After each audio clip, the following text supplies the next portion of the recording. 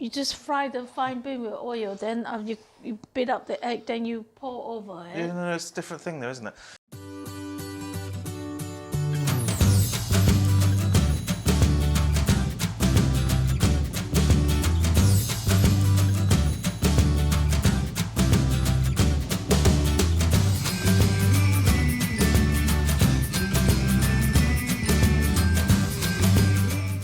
Hello YouTube, welcome to Ziangs Oriental Food Workshop. I'm Chin, this is my mum Chu. Hello. On this channel we teach you how to do Chinese takeaway recipes, exactly how the Chinese takeaways would do it. We ourselves are Chinese takeaway owners, we have owned Chinese takeaways and we have a lot of experience. So we really do know what we're talking about and we're teaching you the secrets that most of them don't want you to know.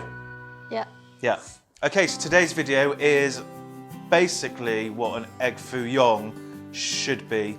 Even though egg foo young was invented by the Americans, granted you can get it in Chinese takeaways or Chinese places anywhere in the world, Hong Kong, China itself, Singapore, you're going to find egg foo young, but it was invented by the Americans as a result of people wanting a Chinese style omelette in I think it was late 60s, early 70s. So today we're going to do the closest variation of that, just to show you what traditional Chinese food is compared to American style food. We do this sometimes on the channel. We want to do it a bit more often just because it's fun and we can get you more videos. You eat it with boiled rice, just like you would a foo young. Many people eat foo young with chips, obviously, because chips are delicious. Or if you're American, you'll call them French fries, which is absolutely ridiculous.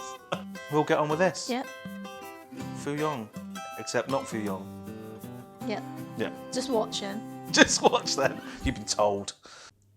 So here is the ingredients for the traditional style foo young. So here you have 500 grams of minced pork, a tablespoon of normal plain flour, tablespoon of potato starch, you have a teaspoon of salt, teaspoon of MSG, these are level teaspoons, not heaps. Then you have heap teaspoon of garlic powder, heap teaspoon of black pepper ground, and an entire sort of this much worth of spring onions. You need 1 whole egg, and you may need some extra water depending on how much liquid's actually in the egg or how dry the pork mince is. So that's just an in case. We'll teach you how to put this all together and how to cook it now. It's really straightforward. It's like making burgers. If you've never made burgers before, you might not know how to do this, but otherwise pretty simple. You don't want the paper in there. I've made burgers with paper on before and it is nasty. I ate the whole burger before I realised that I didn't take the I knew there was something wrong. Anyway, the salt goes in, then the MSG, black pepper. Oh, I can't see that. Oh, it's garlic powder. Potato starch. Crack the egg. Oh wait, no, sorry. Yeah, go and put the white flour in. And then you crack the egg. Want the spring onions in there as well. So you've got to get your hands in there and really mix this up. The flour helps bind it and the potato starch gives it like a texture that's different from, I don't know, anything it's really hard to explain. A smoother texture. Okay, this mix doesn't actually need water. Now what you have to do is start picking it up in clumps and actually slapping it down on the sides. And what this does is actually make the patty sort of stick together much firmer. A lot of people when they're making burgers do the same process.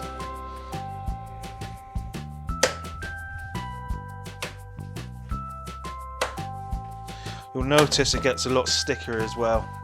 It might actually be something to do with the flour, the gluten in it, creating more gluten by processing it that makes it sticky. Oh, I don't know, I don't actually know the chemistry behind this, I just know it works.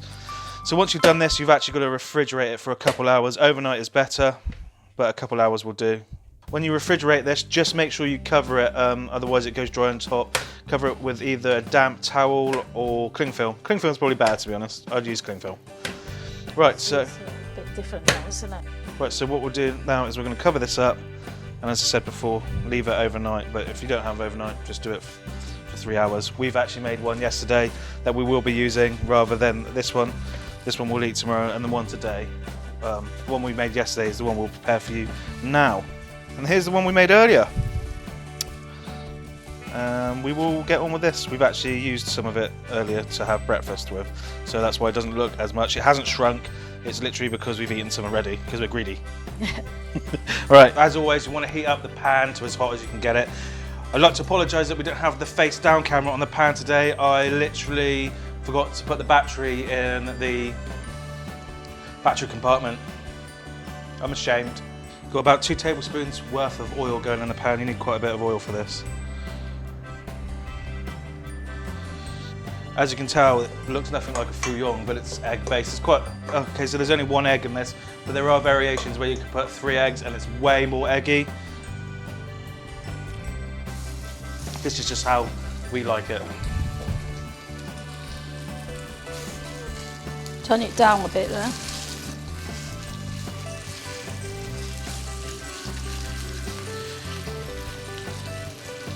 Stop it from sticking, you put a bit of oil in the back of your spoon. I probably would have used the silicone spatula to avoid scratching the pan.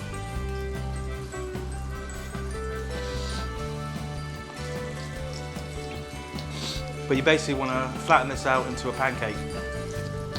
A delicious meaty pancake. So Mum's actually turned down the heat quite a bit, so this is on a low heat at the moment.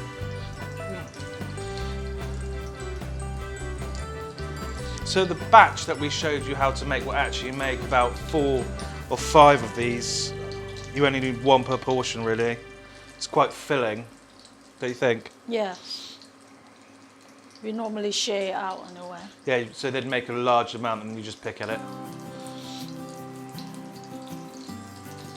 Key is to let it sit and let the bottom cook. It's a slow process. Patience, basically. If you can smell it burning, you're doing it wrong. Mum's going on holiday next week. Where are you going, Mum? Can't remember. Can't remember? Cape Verde? Cape. Just going away abroad somewhere.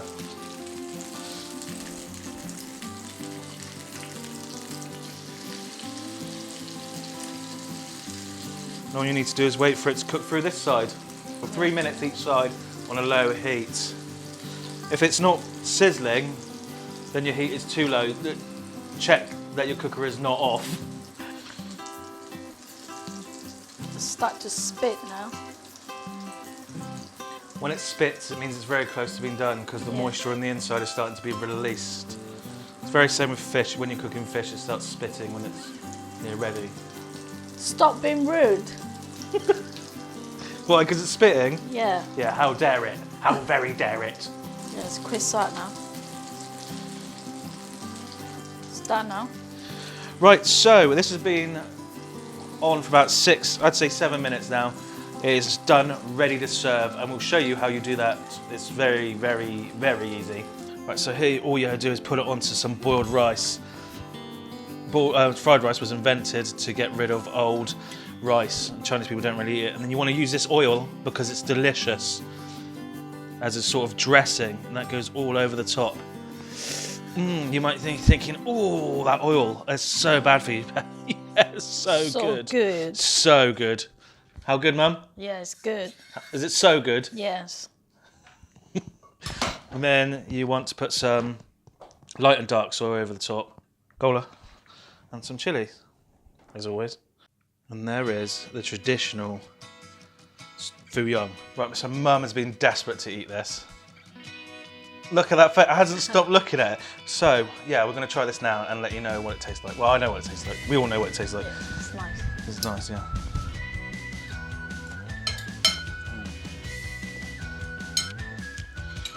Eating it with the rice opens up the flavour so much more than it would do if you were just eating it by itself. That'd be quite nice with a slab of cheese and a bun. Yeah, you could do that. Yeah, you could do that. Do that. Yeah. Closest thing to an actual traditional egg fuyong you could possibly get. Obviously, sometimes we actually do this with 2 or 3 eggs. Makes it much more eggy, doesn't it? more omelette-y, but this way is by far the better because it's just more meat more of the time, so why wouldn't you? Yeah, tasty. So, yeah, it's really good. Yeah, the next video is actually going to be Chinese roast pork or tasao or tasil, depending what dialect you speak. Do you know any other versions of it?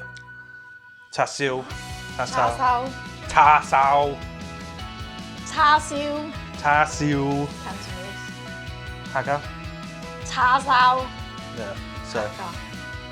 Anyway, Chinese roast pork, that's what we're doing next. And thank you for patrons for donating to the channel and for suggesting it next. They get a list of stuff that they get to pick from and they get to choose. So, thank you very much for that. We'll get on with filming the next video actually. Stick around and happy cooking. Yeah. Happy eating.